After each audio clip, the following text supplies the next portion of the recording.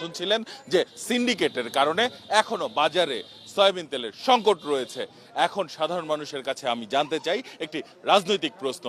অর্থাৎ খুব সম্প্রতি বিবিসি বাংলা একটি প্রতিবেদন প্রকাশ করেছে, যেখানে তারা বলেছে যে আওয়ামী লীগের বাংলাদেশে থাকা নেতাকর্মীরা মনে করেন ভারত কিছু একটা তাদের জন্য করবে, কিন্তু বাংলাদেশের রাজনীতিতে বহির্বিশ্বের হস্তক্ষেপ সাধারণ মানুষ কিভাবে দেখেন জেনে নেব তাদের কাছ থেকে। ইন্ডিয়া আমাদেরকে যথেষ্ট হেল্প করে, যথেষ্ট ভালো বন্ধু একটা। আর আওয়ামী লীগের যারা গেছে তারা এতিম হিসাবে ওই দেশে গেছে, তাদের আশ্রয় দিছে, এতিম মানুষে আশ্রয় দিছে। এটা একটা তারা মানবতা দেখাইছে।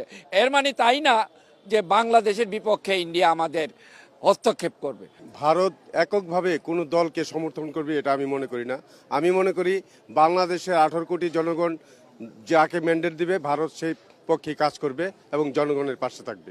আন্তর্জাতিক যে নিয়ম আছে নিয়ম অনুযায়ী বন্ধু সুলভ আচরণ করবে, এটাই আমরা প্রত্যাশা করি। কোনো দল বা কোনো ব্যক্তির পক্ষ হয়ে কাজ করবে না। বহির্বিশ্বের কোনো প্রকার হস্তক্ষেপ আমরা কোনোভাবেই কাম্য করি না। এটা আমাদের জন্য মোটেও শোভনীয় বলে আমরা মনে করি না। বহির্বিশ্ব যেভাবে চলে নিয়ম অনুযায়ী বন্ধু হিসেবে তারা আসে থাকবে, এর বেশি কিছু না। আমরা তাদের ভাবি প্রতিবেশী হিসাবে, যদি প্রতিবেশী হিসাবে থাকতে চায় থাকুক, না থাকে না। আর আওয়ামী লীগ এটা সম্পূর্ণ ভুল ধারণা, ওই তাদের স্বামী স্ত্রীর সম্পর্ক এখন আর নাই। আওয়ামী লীগ রাজনৈতিকভাবে দেউলিয়া,